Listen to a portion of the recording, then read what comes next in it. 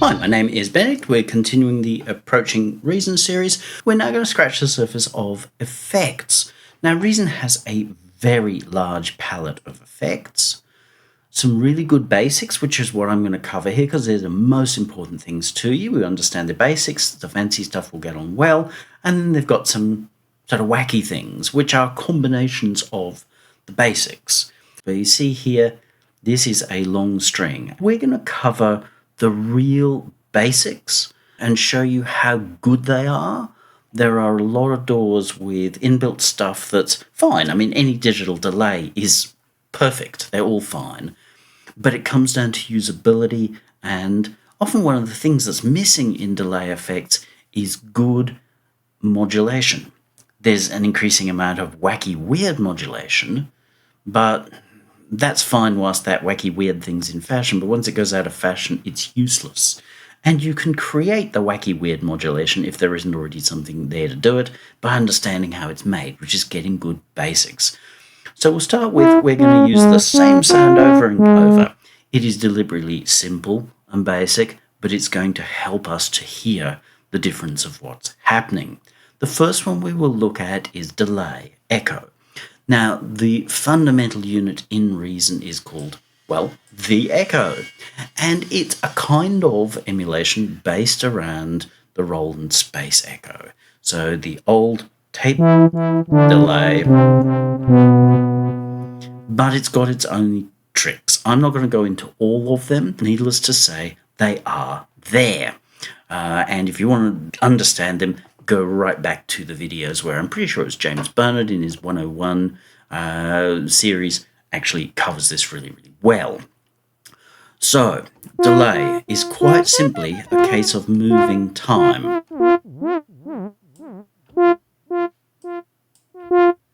And how far back you can move it. Yes, before you ask, yes, it can sync to BPM, but it's probably the unwise choice. It's easy, it's lazy, it's thoughtless, and it lacks groove. You can go, oh, but you put the perfect, and it's like, no. Perfect and great music do not go together. We can say in hindsight that Van Halen are perfect. We can say in hindsight that Dire Straits are perfect. We can say in hindsight that the Sex Pistols are perfect. But if you actually sit there, put aside all the emotional thinking, all the emotive thinking, and go, how perfectly perfect is this? And you're going to go, it's not. But it's perfect because it's so incredibly alive. Now, the worst way to make things alive, or the best way to make them sound dead, is to make everything perfect. So perfectly in time, perfectly on the grid, really bad plan. So my advice is to keep the sync button off. So if it's reading out like this in a musical time, you're probably doing it wrong. The way you do this is by finding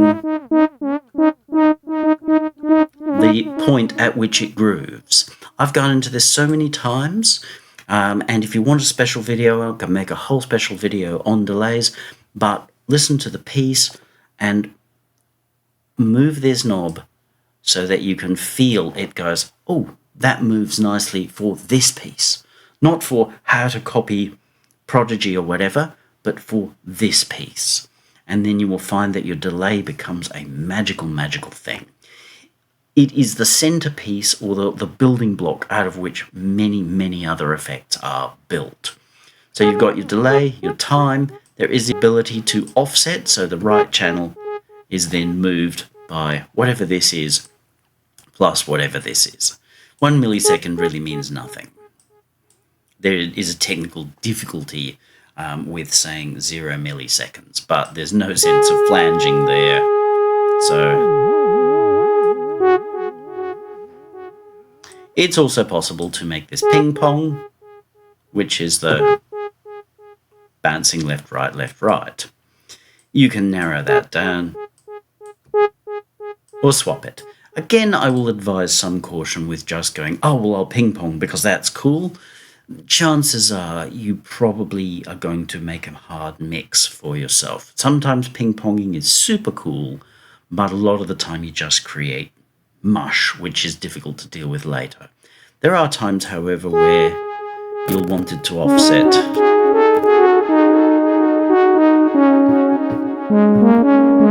And it's that irregularity. So look at creating movement in other more fundamental ways. It is possible with this to keep the pitch so that as you move it, it doesn't go whoa. But the thing is actually a fundamental of how delay is really, really cool, especially if looking at dub and old school processes. Speaking of dub and old processes, we've got some of them built in here, which is normal mode.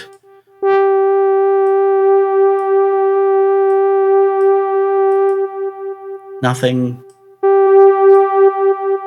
Triggered, nothing. Triggered, nothing.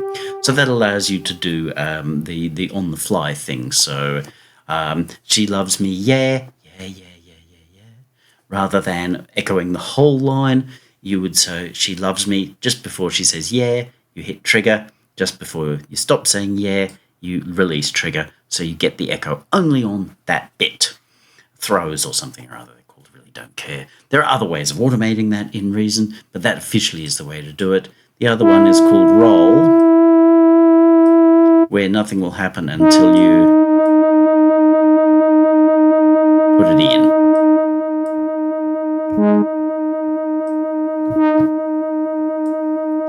And that one requires a little bit more care. It's a sort of a dub effect. It's clever. I don't know whether I've ever used it. Actually, I probably have, but not much. But it is very, very clever in its own way. So that's all your basics there. Then, of course, feedback, which is quite simply taking that echo, taking the echo itself and feeding it back in. And going round and round and round. Obviously, the higher the amount, then the more it will keep repeating and actually get super loud. Anything over about 90% is prone to start to build, which is why this has got a limiter and various forms of overdrive built in. You can offset the amount of feedback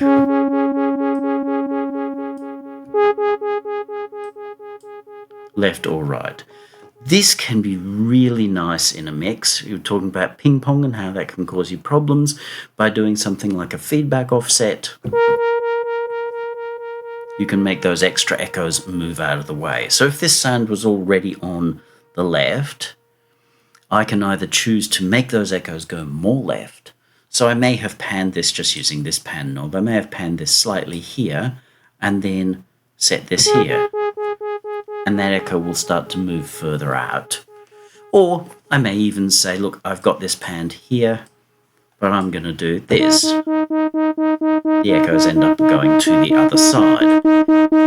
Don't do this just to be a smartass, because you'll probably create something that's really weird. Often subtle is better, but it does give you that ability to do these things. We'll set that as it is. There is diffusion. To be honest, this is not the world's strongest diffusion. It's not like, say, Valhalla, which is just freaky in how diffuse it becomes. This is more realistic in the sense that it takes the extra taps and it moves them around slightly. So each return becomes moved ever so slightly. But as you hear, it's pretty slight. You can hear it start to whine. That's simply because we've got a lot of feedback going on. But it will soften your echoes a little bit, but it is not intended to come over all washy. Then we've got the color section, which has a limiter, meaning it won't allow things to break the top of the tin. They can get pretty darn loud though, and you can get into feedback, so be careful. There's then an overdrive, which will start to go splatty, which distortion, which will start splatty, and tube, which can have that really, well, tubey sound. They are designed to be used in conjunction with the filter. The filter is a kind of bandpass. So it's got very soft, you've got to push it really hard to get it to be pointy.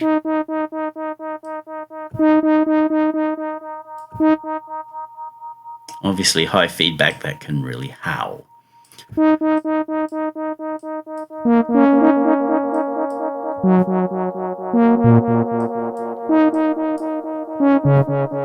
So here it allows you to emulate older gear with less than perfect signal chains, and it does it nicely. There is a modulation section which is basic but incredibly good. You've got the ability to move the pitch based upon the amplitude of the incoming signal. I don't really know what use that is, but by all means try it. I kind of never use it because it's just not a me thing. There is a wobble, which is quite fast,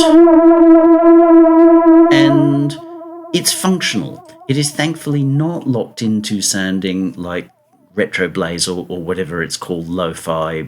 It's just functional in terms of what tape was likely to do. This low speed is not really a feature of tape unless your tape deck is dead and should have been thrown out 6 months ago. If you set it to sort of 20, then that is plenty. You will notice if you use a lot of diffusion, it can start to sound out of tune really quite quickly. Another reason I don't always use diffusion a lot. So that's one way to get movement in. The other way is just an LFO, which is capable of being quite absurd.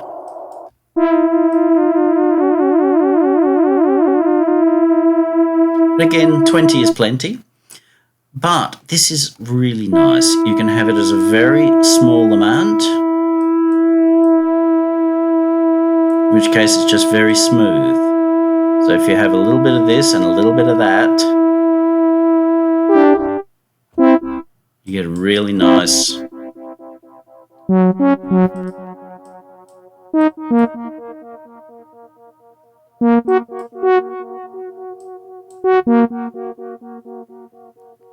natural kind of a sound.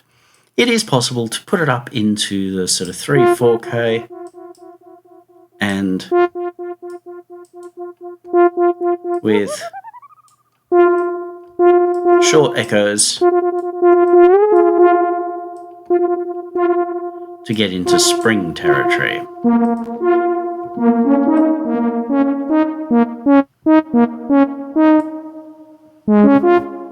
And that's absolutely great. There is also ducking. Don't overdo this. I hear people overdoing it a lot and it sounds very unnatural. But ducking is, well, people call it side chaining, which is a really stupid name. It's like carring. Oh yes, I'm carring my way home. You're driving, dude. Ducking, so it means it takes the incoming signal and it lowers the level of the mix as the signal is loud. And that can be a good way, but generally look to use less rather than more. If you're running really high, then you're losing really all the sense of your echo. Up to you, but it should not be used heavily unless you want it to sound weird. Up to you. So a really, really nice unit that's immensely powerful, and the more time you spend with this, the better. It has a very clean, clear sound. It's possible to be sort of like, oh, but it doesn't sound like. You know, it's like, well, you know what? It's very clean and clear. So if it doesn't sound like it, just get out yourself and work out how to make it sound like it. Because here's a trick that it has, which is pretty uncommon, especially in VSTville. So if I shift, drag something in here, I can then take breakout to input of this and return. Now what's going to happen is initially nothing. But if I decide that I want to, say, roll off my highs And so I want to create a little bass bump at about 64. But I want to roll off everything below that, just as we're...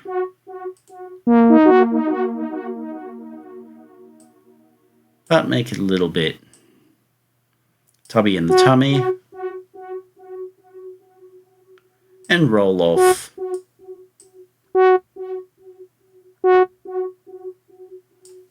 in the clarity region. Now it really...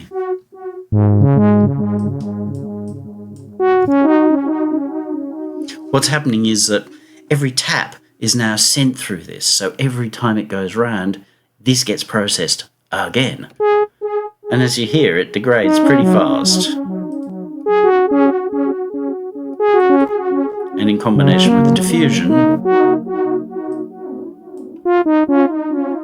if we spread that out slightly,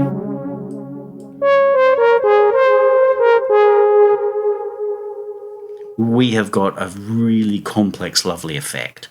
So when you run into Reason's effects and you go, but they sound so clean, it's like, yeah, because, as I've mentioned before, they look very high level, but they're also designed as very low level components, just as if you got synth-edit or something like that and said, I'll put this delay unit in here, and it's like, that's boring. Because it's designed for you to do a whole lot of stuff around it to transform it from boring to what you need it to do. And these are designed that way. It's a very modular environment in that way. It's a very real-world environment in that way. The downside being that when you first put something in, you might go, that wasn't really a win, when you're used to insta-wins from sound goodifiers. The problem with the sound goodifiers is they've got one sound, and they often end up trapping you in that one sound, meaning that you then need to buy 57 other sounds, which is expensive, plus hasn't trained you in any way other than to spend money when you hit a wall with trying to achieve what you're trying to achieve, and you get driven by what is in the marketplace. So spend your time, and don't spend the money, and work out, understand the sound that you want, the feel that you want. And see, just by understanding, I can say, okay, we can transition this and make this a lot warmer. We can add in that little bit of drive.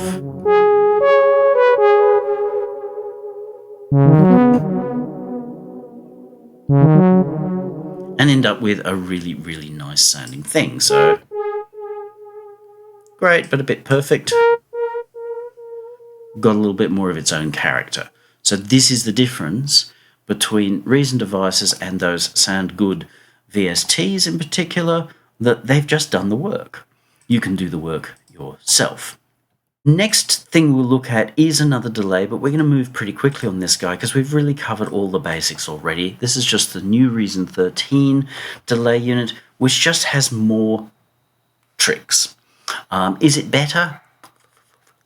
It's interesting and it's different. I don't think it's better than the Echo. I think it's very hard to better the Echo. The only negative I have about the Echo, or two negatives, one is that it's chosen very rationally to make the level equal power, meaning that here you've got, say, 0 dB output, here you've got 0 dB output, here you've got 0 dB output. The problem with this is that you've got 50% of the dry, 50% of the wet. Sounds great, but you haven't added, you've actually feels like you've subtracted something. Personally, I prefer an Echo, and you'll see with my personal units that I build, places like synth-edit or even in Reason, I will tend to have them as additive, so that as I add in the Echoes, I'm not losing the level of the original signal. This is perfectly rational and a very standard choice on a lot of physical gear, but it doesn't make it feel like the more effect you add, the quieter it gets. Because it does, it's losing up to 6 dB of level. Now that has been adjusted or allowed for here in that you've got an overall output gain. So you can simply say, okay, well I'm going to add 6 dB.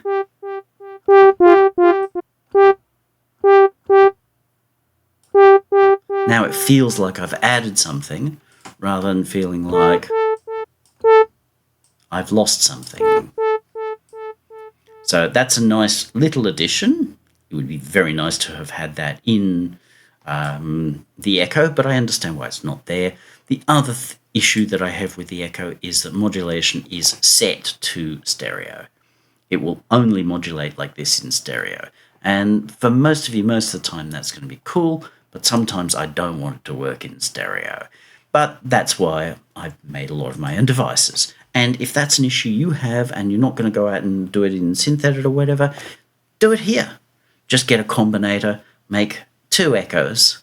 You can have all the same settings on them, and then just output in mono so that you can even control your modulation, not from the inbuilt modulation, but from an external thing, meaning that they both go up and down at the same time, and you've got a lot of control.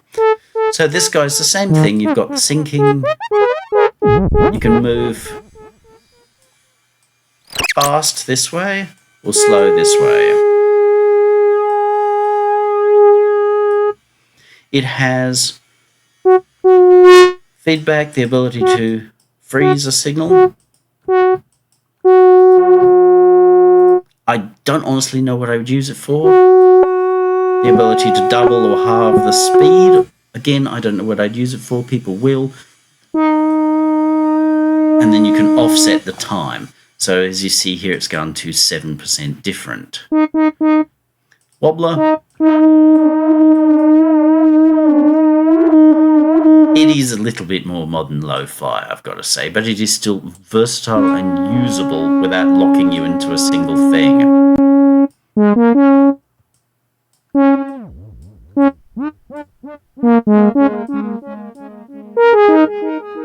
Ping pong and what have you. The feedback filter is interesting. It's a bit more what you expect in this sense.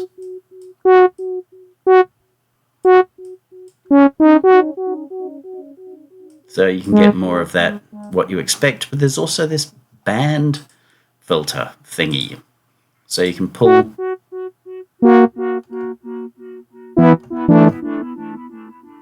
certain frequencies out, or even boost some, which of course is going to get pretty feedbacky, so it's got a limiter built in, and you can also change your stereo width.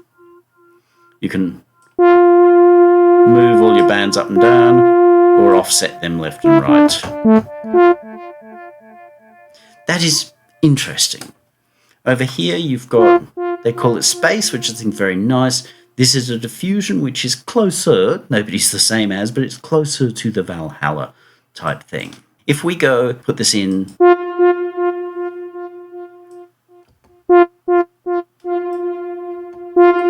we can choose how long that echo is and how tight it is.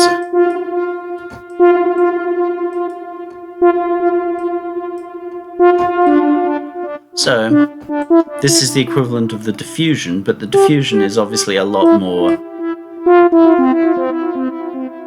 really just a reverb. And it's quite nice. It doesn't work quite the same way, but it has its charms. So this will echo for each way. And it is good for making really very nice sparse reverbs. I have used this quite a few times already for that sort of thing. You can put it in parallel. So as you hear, the first echo gets the reverb, and then the other echoes are dry.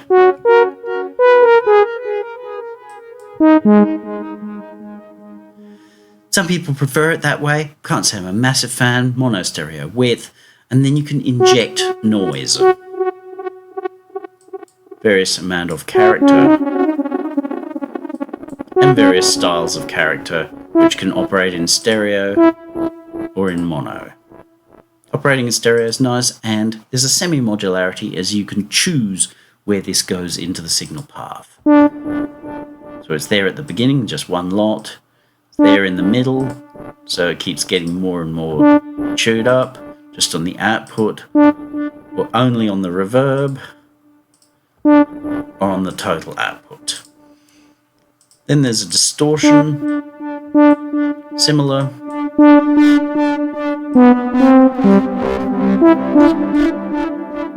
Some people will find use for that. A digital bit crusher thingy. Don't know that I'll ever find a use for that. That's a personal choice. Dry wet, the output gain, and then a ducker. And then just an overall EQ, and again you can choose where you put it, inside the path or at the end of it.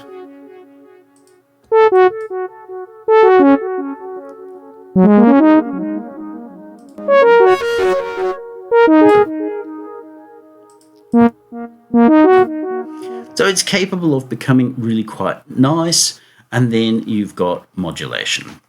So delay time, this is a little different in that you can set up stuff through a modulation matrix, including an overall master button or knob macros. I'm not going to dig into that too heavily because I've shown you the nature of matrices and stuff. So if we take this guy and then cascade them,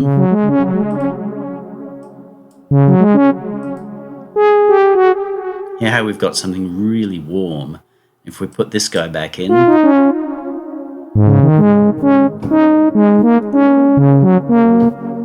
very touchable and really unique. People might be like, analytical nerds will be like, what's that? It's like, in the right situation, incredibly touchable. In theory, we'd probably put this in the chain first, but Quartet is a very nice, reasonably recent chorus unit. It does choruses. It's got 4 different ways of doing it. I'm not going to dig in too much. Basically, a chorus is a very short delay with modulation. You might have noticed as we added modulation, and here you go, well, that starts to sound chorusy. Guess what? That's because it's a chorus. So it's just really short delay times. As you see, this goes out to 30 milliseconds. I would have rather it went out to 50, because 40s can be really nice, ensemble effects and what have you. But you've got the ability to loosen the feel. It'll get flubbier, fatter, kind of a way, whereas here it'll sound quite tight. Commonly people default to about 9.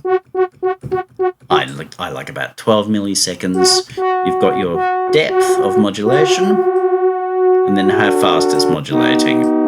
General rule of thumb is always the faster it's modulating, the less depth you have. And the slower you're modulating, the more depth you have. So the kind of invisible chorus, people don't realize it's chorusing. They just go, ooh, it sounds lovely. Or the vibrato kind of a thing. You'll kind of find somewhere in the middle. Feedback on this particular model is a straight chorus, just with a stereo modulation. By feeding back some, you get a little bit more intensity. Width, so that's the stereo offset, which is missing in the echo, but it is nice to have it here, because again, don't go making your sounds in solo as wide as possible. Because once you put everything into the mix and everything is mixed out here, you've got no focus at all, and you'll be struggle, and you won't realize why you're struggling. You've just created mud without focus, then you'll be hyper-focusing and you'll be forcing things and nothing will sit naturally. So if you've got that problem, then you're over-processing. If it's to do with pads and bass sounds and they just won't sit comfortably, well, choose what's important. If your bass sound's supposed to be like wider than Jabba the Hutt, then put it out wide, pull your pan in. If it's meant to be the other way around, that you've got your bass sound Mad Maxing down the middle, then your pad may want to be like out and airy around the outside. You cannae put them all in the same box, Captain, or she's not going to take it no more. Okay? And then, of course, a balance. Dry, wet. Wet is really, I think, 50-50. I think this is... I'm not sure, because they are not clear. These have a couple of modes. Stereo, meaning they take stuff in, and it'll show you on the back with these little things.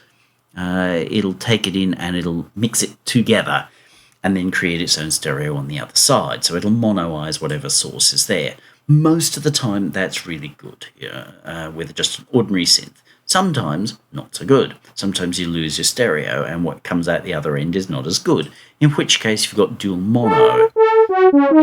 But dual mono, most of the time, is not going to give you the feel you want. Only move to dual mono or try dual mono really where you feel like I have lost something in chorusing here. So the next mode is a bucket brigade, and this is a fatter kind of a chorus, multiple things. So these were the very about 3 or 4K.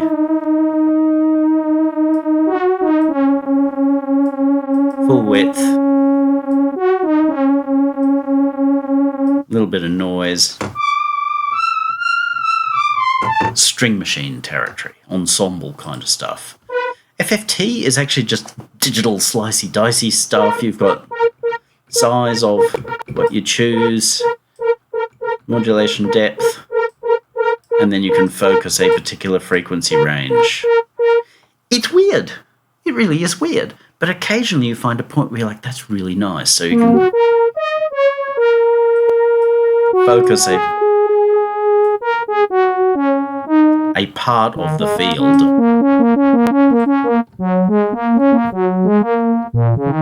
Gives a nice sound. It's kind of like a biggish brass tube instrument. Cool. And grain is not highly featured, but quite simply it's a grain that you can set. So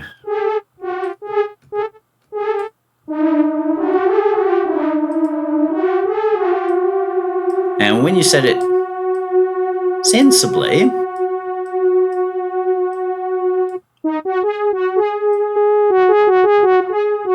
it can actually be quite invisible because it's not doing the swish swish washing machine routine.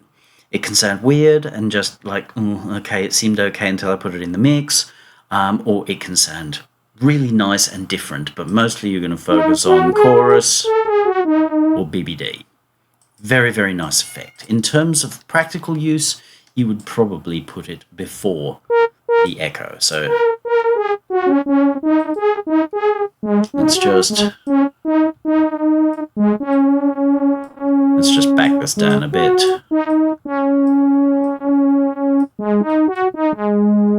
Okay, it's reasonably sane.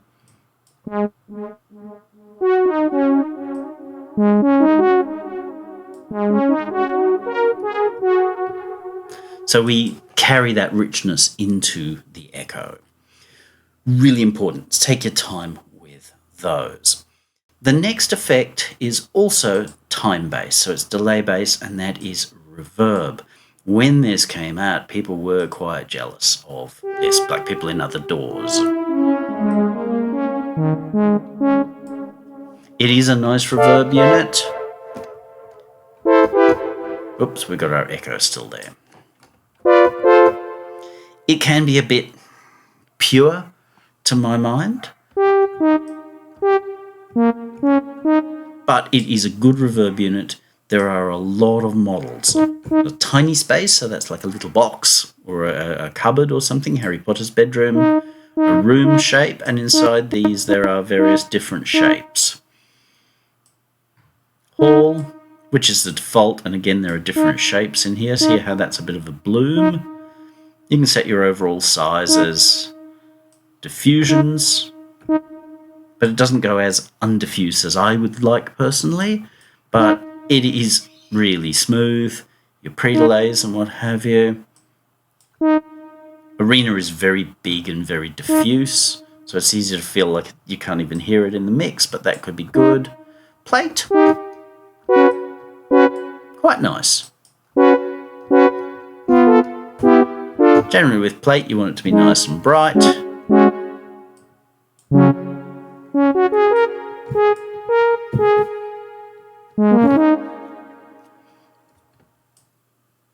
It's a reasonably credible spring. You can put it into a stereo mode. While stereo sounds cooler, it's less authentic for a spring. So you can set your length, set your diffusion. So as you see here, it goes down to individual taps.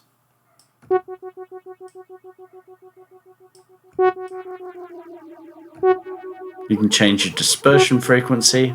If you don't quite know what that means, just read up on spring units. They're quite literally a spring. Feed sound into one end of the spring, listen to the other end of the spring whilst it goes boing, boing, boing. Which is why if you bang them as you're playing, they go boom.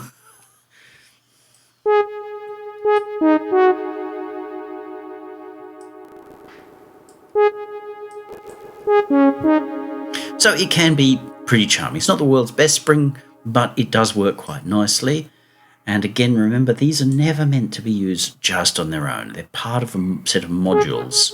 There's also this, which is how personally I create most of my reverb. So you've got an echo time, which can be perfect echoes.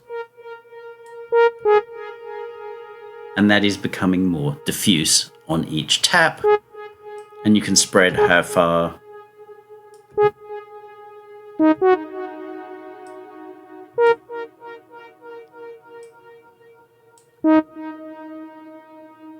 and again pre-delay, so you can set a point. Hear how it lags just before it comes in. That is really helpful in mixing. You can tempo sync it. Again, don't know why you'd want to do that, but whatever. This high frequency damp, so you can hear the highs sort of fade out over time, or you can. But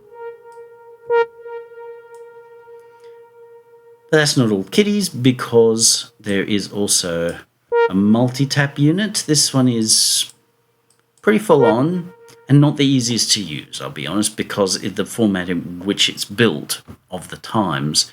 So you've got your main tap time. You can diffuse. We'll get rid of that for the moment. Each tap has its times, its level, and its position in the pan sphere. So as you see, you can create some really complex sounds. Oh, we haven't got that one in the mix. So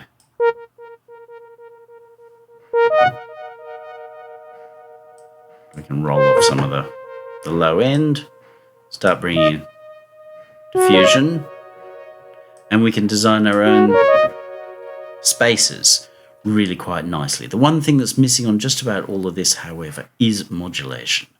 But if your sound is modulated already and got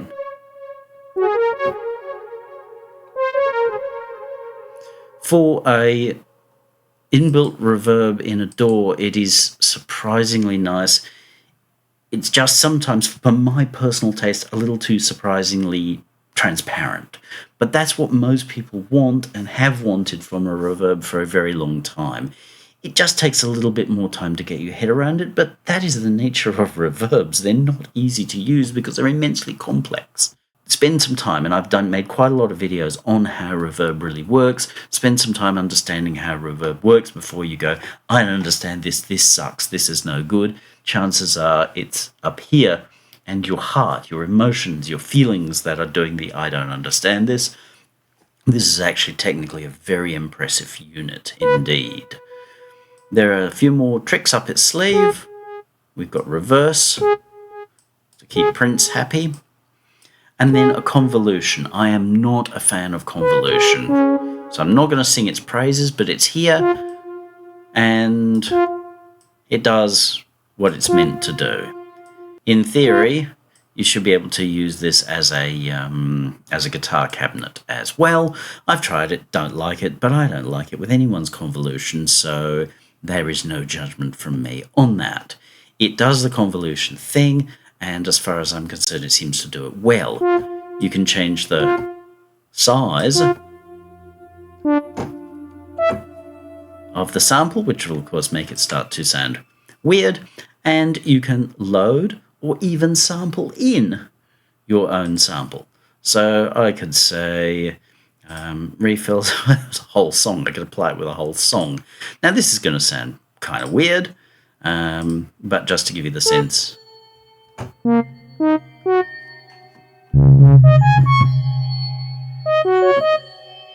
So that's applying a chime sample.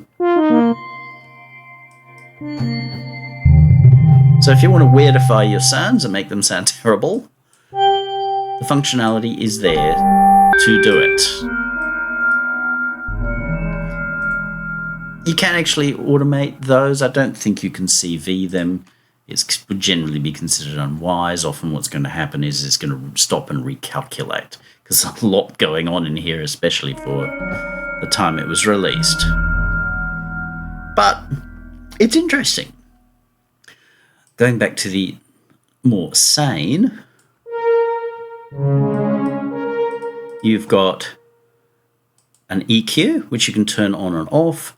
It's a little basic, but it works really well. So we can pull out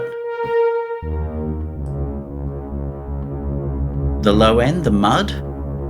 Well, it's easy to think, sounds great.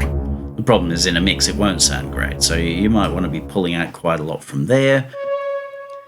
You've got your high EQ here, and then you've got a parametric gain frequency, which you can set. If you want it to feel like an airy room, thank you, then you can do that. You can make it quite a wide boost.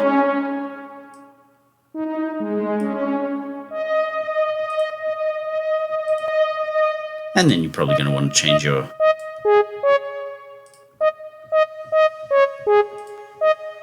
or you can go, if you want it to be a dull room, you can equally take that air out or pull out your mid frequencies. And again, this is a lot of stuff that's just hard boiled into sound goodifier effects. They sound pro. It's like, no, they just sound like one person made one decision about one thing and you're stuck with it until you go buy somebody else's decision and you get 57 other people's decisions, but they sound different, man. It's like, no, they don't.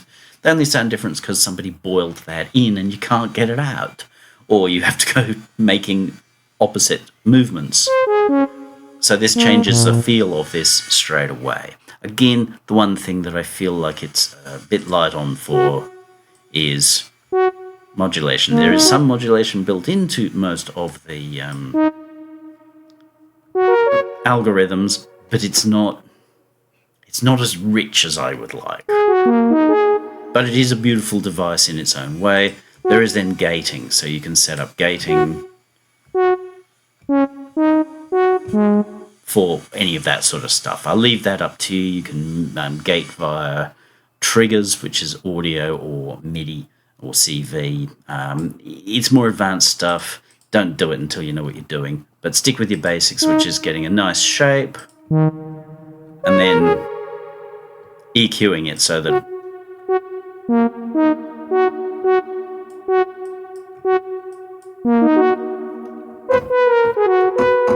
and there is no one right set, which is why I rail against presets. Playing around with the sound here, we're not necessarily creating a useful preset. It's not like I would apply this to everything. At the moment, I don't personally feel like it's really connected with this sound, but that's part of why I don't love this unit.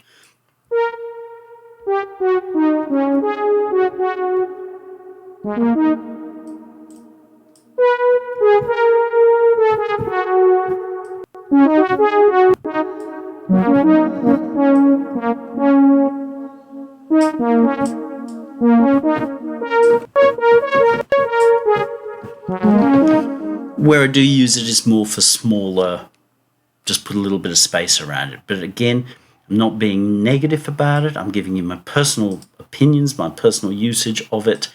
It is a very impressive reverb, especially for stock in a DAW unit. Scream. Scream is considered pretty darn impressive. It has a sound of its own, and initially, if you don't really understand what you're doing, it's going to sound thin and brittle.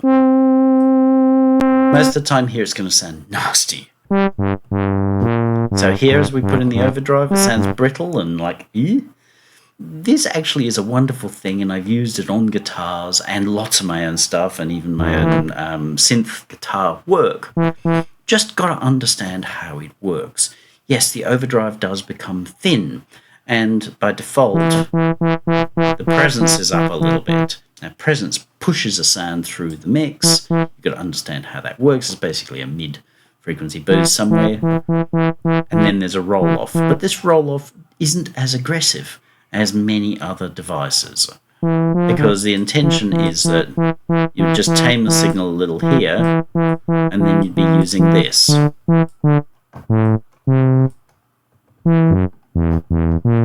Assuming this was a useful decision.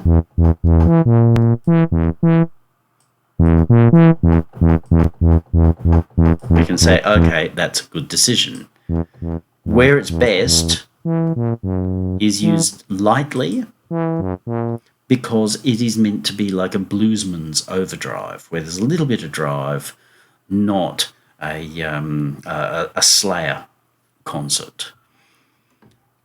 These are classic style use of these effects, so understanding the different forms means you can build whatever ghastly sound you want that can be as modern or otherwise as you want.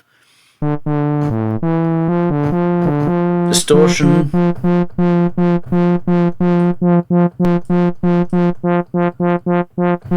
Is more full-bodied.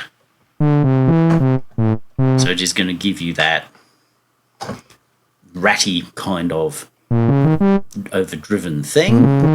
And again, it's up to you how you process that.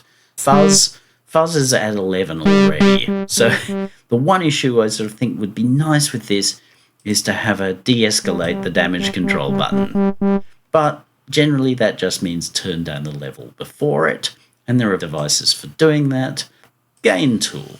So if I fly in fuzz, say, and go, even at 0, it's just too much fuzz, sir. I can say, okay, let's pull that right back. Take advantage of the things that fuzz does and then turn it back up on the other end. So it's perfect the way it is. It's just designed as, again, a base module out of which you would do other things.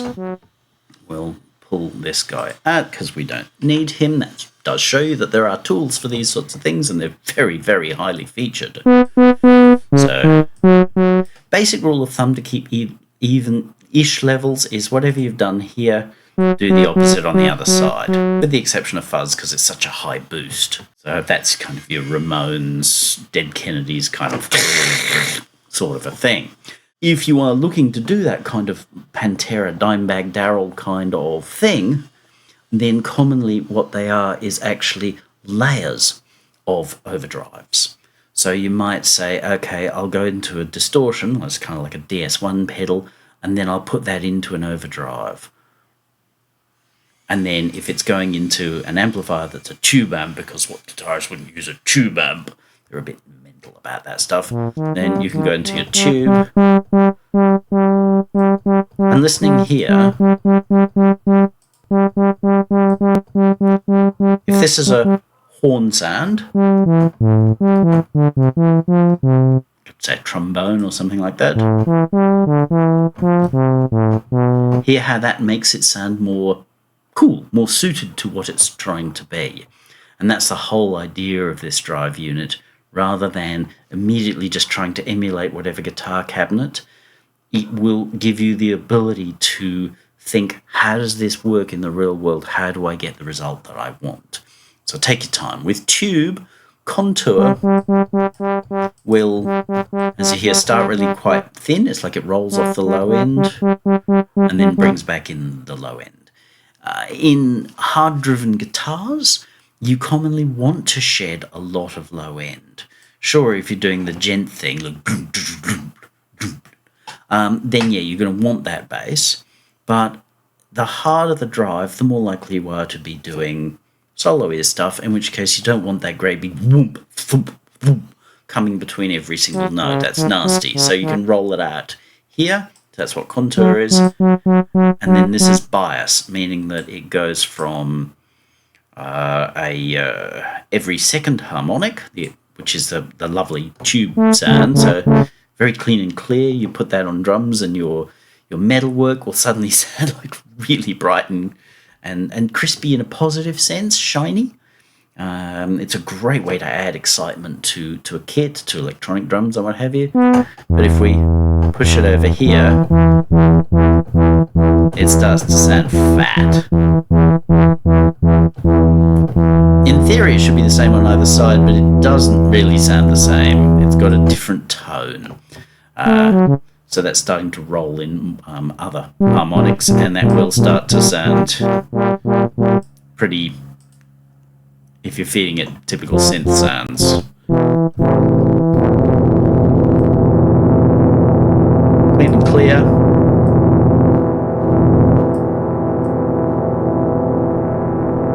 There's no right or wrong. It's up to you to learn to find what your sound needs. But I use this on synths all the time. Tape is really rather nice. Now it's got a few functions here. The first one is tape drive. It is very full-bodied. And it has a nice overtone. So it's really nice as a saturation kind of thing. I've been using this in the masters for a very long time. It is great. You can change your tone here, which is just, again, a high-frequency roll-off. This isn't the best material to work with it. And then there's a kind of inbuilt compressor, which is meant to emulate how tape naturally compresses things. Personally, I don't use it, but it doesn't mean that it's not good. If I were using this more on an instrument, I'd be more likely to use this a little bit, but I'm very light on compression, and I use compression a little differently from people. I don't use compression as a hammer of the gods. I use it as a smoothing thing, which is different. You'd have to watch one of my videos on compression. Then we've got some weird ones, which is that this will actually create feedback. Size. Turn that amplifier down! Yes, Jimmy! So it's actually a feedback creator. Use in synthesis, pretty minimal, but it is cool that it's there. There's a ring modulator here, which is prone to just sounding 10 kinds of nasty out of the box. You're going to find a use for it or you're not. It's not my favourite ring modulator because it's got other things going on which I don't feel like I can control. Warp is a digital warping thing. Again, exactly what it does. A little hard to say. RTFM, but over the years, I've never really felt like I've come to an understanding with it. This is the bit reduction thing. So you've got your sample rate, which gets nasty real fast, or your bit rate. Now, if you're going for the Public Enemy side kind of drums, you'll notice that below a certain level, nothing comes out as you lower the bit rate. This is simply because you've lowered your dynamic range, which is part of why early sampled drums were so splattered because of the low bit rate. It was like, oh, we better hammer them in hard so that they actually come out somewhere near right. Of course, they're distorted to buggery. And then you can lower your actual sample rate. There's no way of knowing what these numbers actually reflect. It's horrid or cool depending upon what you want to do. Generally not the way I work, but I've had its moments. Stream is it's just a proprietary, obviously, kind of talky, so there's a peak that can be moved in here, so you can make a rather talky sort of a guitar sound or whatever.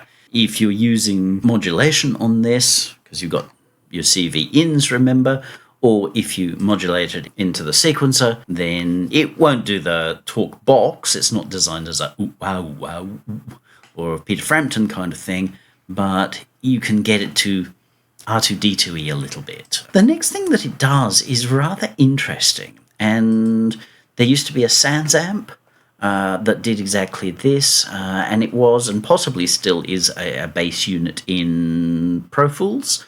My friend was very, very interested in this. You can create cabinets. Now we will go with something a little less. It's going to be more obvious on guitars, but we can set a resonance type. It's all just based on the size of the resonance. Resonance being incredibly short echoes, because when you put a sound into a box, it echoes back. And when the box is reasonably small, as in smaller than a room, then those bounce backs are very, very short. And a guitar cabinet creates resonances. Resonances, in a way, everything works. But this is, okay, what if we've got all these bounce backs inside the cabinet, and we change the size of the cabinet, and we can get very cool guitar sounds. So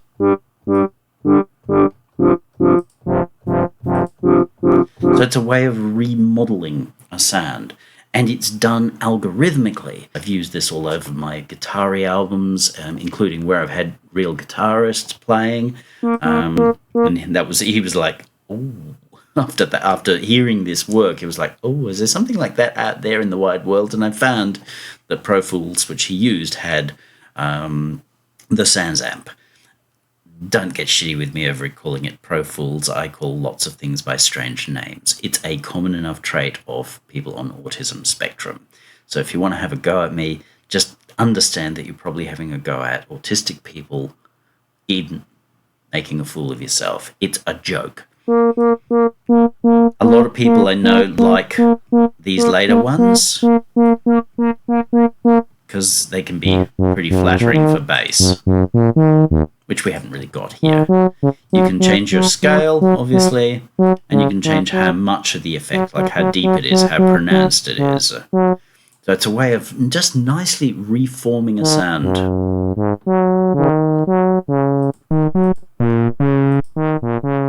Now remember, if we're thinking this is brass,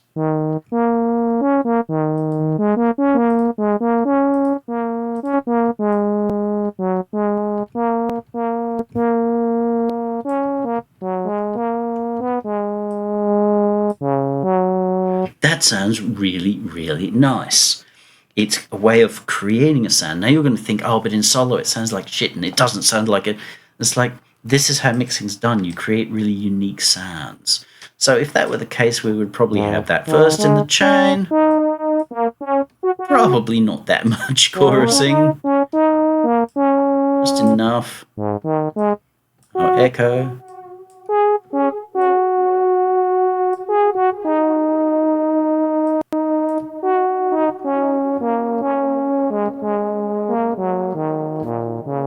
I would use that sound, including this reverb. If we got rid of all the echoey stuff.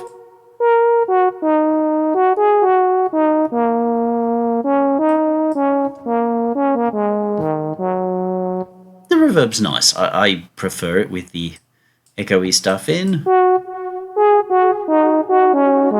Because one thing that you really got to learn about effects is they feed each other. So if you try to make the whole sound with your first box that you put in, then you're probably going to overdo it. You're going to just like strangle the sound before you've done it. So hear how this builds up. Even with that second,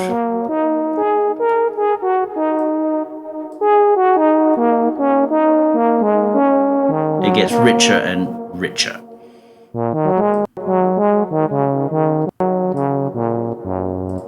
We might decide to back off some of these a little bit in the situation because we're running an awful lot.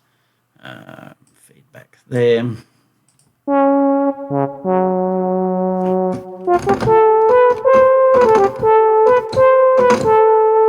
that makes a really cool sound that I would use in a mix.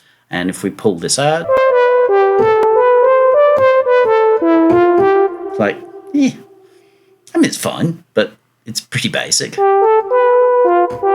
Now it's become a unique tone. We might... But I would probably use an EQ at some stage to bring back the brightness that I want, but making sure that I avoid the nasally, rippy synthesizer sound that's on top there. So that's covered your main fundamental suspects, and then Reason recently put this thing in called Sweeper. Sweeper is incredibly powerful, and you don't realize how much. Most people will just turn it on and go, oh, okay, it's a filter. And it's a filter that you can turn on this envelope thingy and turn up the envelope thingy and do whacker stuff.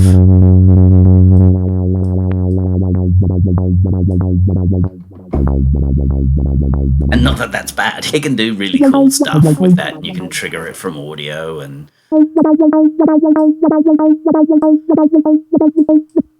Set a...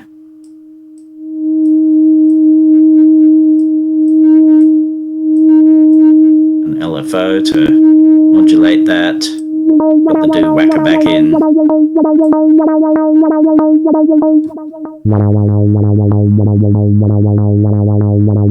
And that's as good as any other thing like that out there.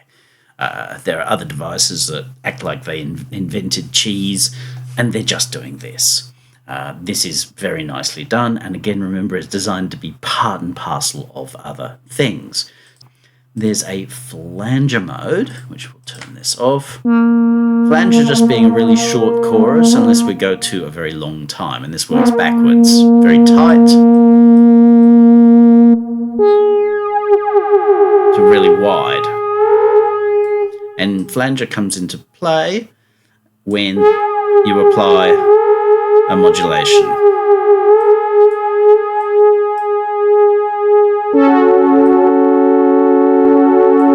So that's a kind of a chorus, a tight chorus. But the feel is different with a flanger than with a chorus. And of course, we can spread. But flangers get cool when you go up and you're picking out higher frequencies. Hear how that suits this horn really nicely?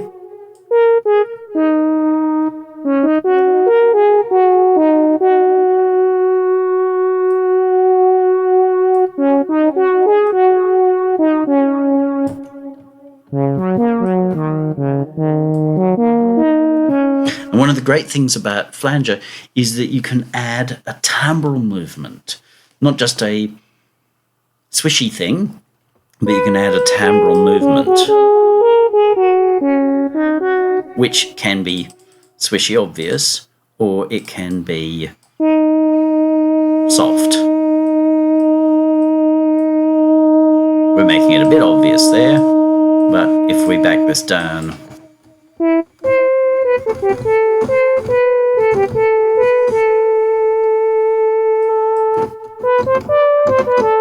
bit flat. Yes, we've got a timbral difference.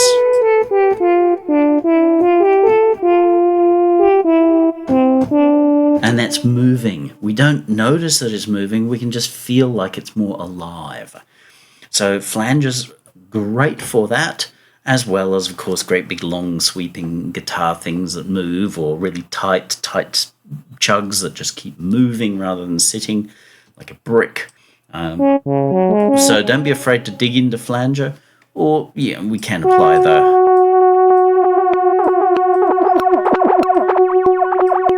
quite what purpose that serves, I don't know, but we can do it. Flanging is wonderful on drums and wonderful on drum machines, particularly early style drums. You can just pick out the gritty bits of the hi-hats, not like 20k, but somewhere in the 2 or 3k, and magical. Really, really nice. Especially if you haven't programmed your hats with anything but sort of straight velocityless stuff, which is very consistent with having a 606 or something like that. Then you would put in a flanger maybe up here or something like that.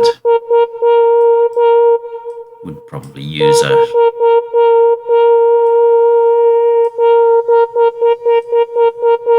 maybe a little bit of spread, and suddenly your hi-hats are going to be moving. Again, I would say very strongly, do not beat sync that. You can if you want, but don't. You want this to move, and you want to find the point at which it moves really nicely with the piece. So flanger, super cool. This is the most powerful of the lot, which is why it's put first. There is a phaser.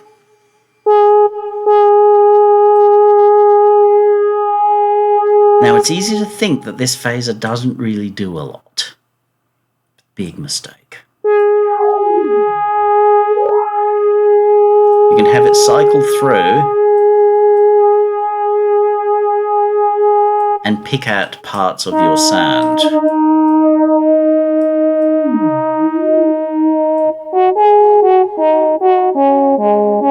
Hear how that's changed the tone? Let's pull its level down a bit. Kind of nasal. A little bit like a mute. So you can change the timbre of lots of sounds, including single drum hits, drum kits. Not uncommon for me to put that through a sweeper without any movement, or maybe a tiny bit of movement. A lot of movement will make this more synth soundy. Will give us classic flangery stuff.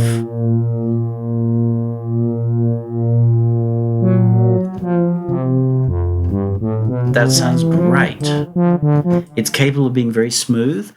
Again, before you say, but what does it emulate? Well, it can emulate anything. If you know how product X works, if you know what its shapes are, then you can actually emulate it very reasonably. Is it going to sound like an exact A-B? No, but who gives a flying banana peel? Because your audience is not sitting there going, "Ooh, that's a small stone revision C from 1974 with the extra pink button that Jarre put in for Oxygene 27 trillion." Nobody's doing that. But by using your bandwidth, stage count, and your polarity, and of course spread, you can change a lot. Something that it will do really nicely. Pull your bandwidth down to 0, set this to nothing.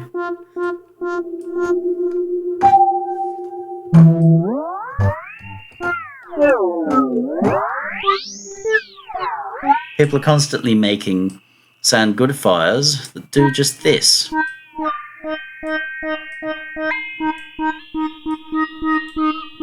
Particularly here, you might say, oh, I'm going to set that to 16ths because that's what my drum pattern's running at, say. And every hit's going to get a slightly different timbre. That's rather cool. You can go right down to 1, which is not going to be super noticeable.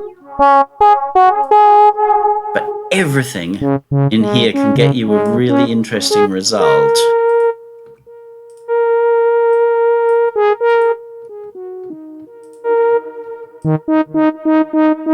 So it's an immensely powerful effect that you will need to put some time into. Again, it's got the stereo or dual mono thing. It will sound generally the nicest with the stereo unless you are feeding it a strong signal. Now, in terms of a signal chain, we would probably put it after drive, because a little bit of drive, well,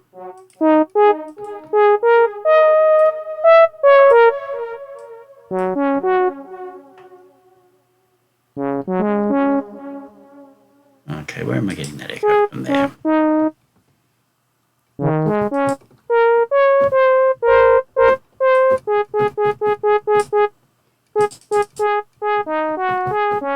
And then phaser into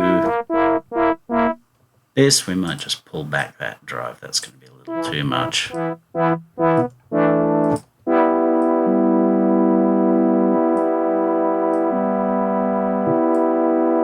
where we might experiment with the dual mono thing.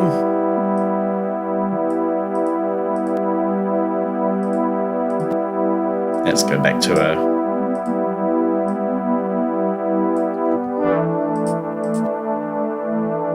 see how we lose some of our stereo, like from our flanger.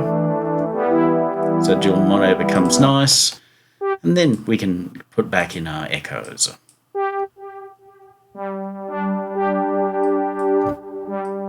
And our reverb.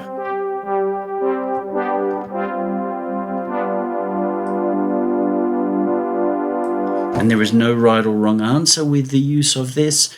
You just got to take the time to find what fits with the sound you're making. The one thing I will say is if you are applying this to drums and bass, as people are going to do, and you can very easily get this like Biggers Dickers kind of a sound. I'm talking about the Monty Python film, of course, but the problem is it's unmixable. You get just great big gobs of lumpy low frequency which are going to be unmanageable.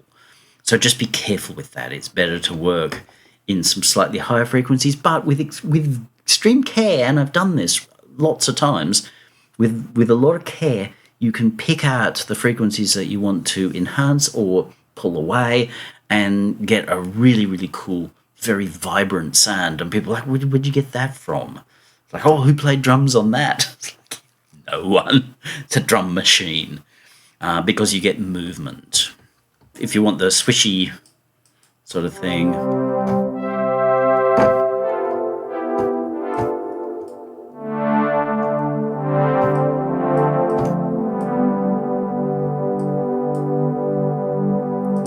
this ad.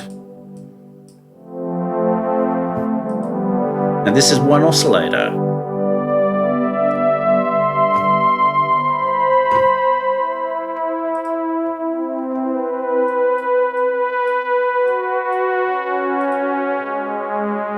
With no... oh yeah, there's a little bit of vibrato.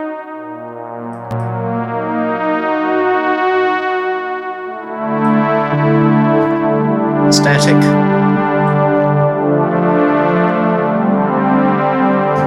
Really mobile, really moving without it being super obvious that there is a phaser on that. Of course, we cannot go far without mentioning combinator, because remember, combinator is all about creating more complex chains that we can then put in a box and skin. Here's one I prepared earlier. We turn this guy on.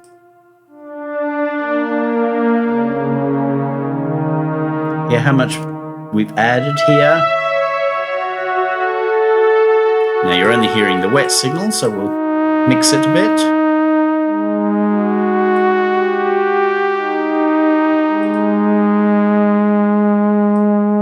Something's running a little loud.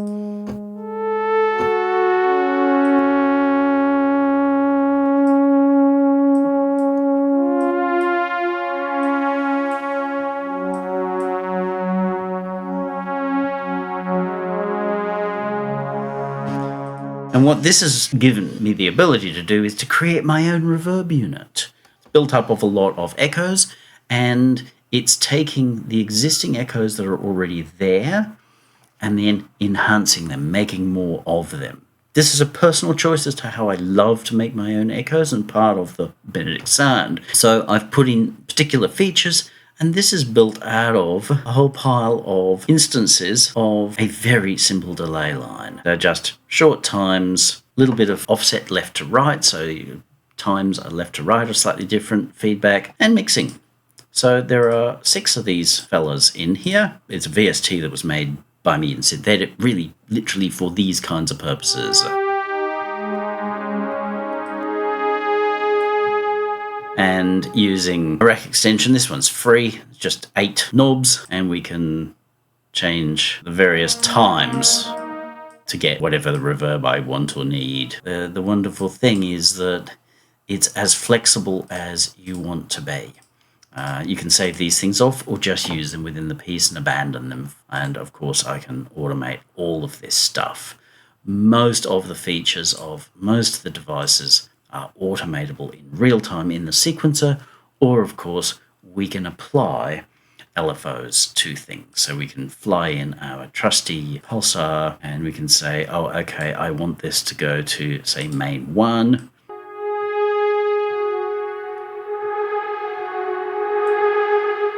That's pretty fast. It's in the audio range. But it adds an interesting sound. That's basically it. Again, there's so many more controls in here, and I haven't handled compressors deliberately. They're not a fundamental of mixing, despite what people try and tell you. The fundamentals are what we're covering here. Drive management, looking into delay and its variance. So delay being the obvious echo, its variance being flangers, phasers, choruses.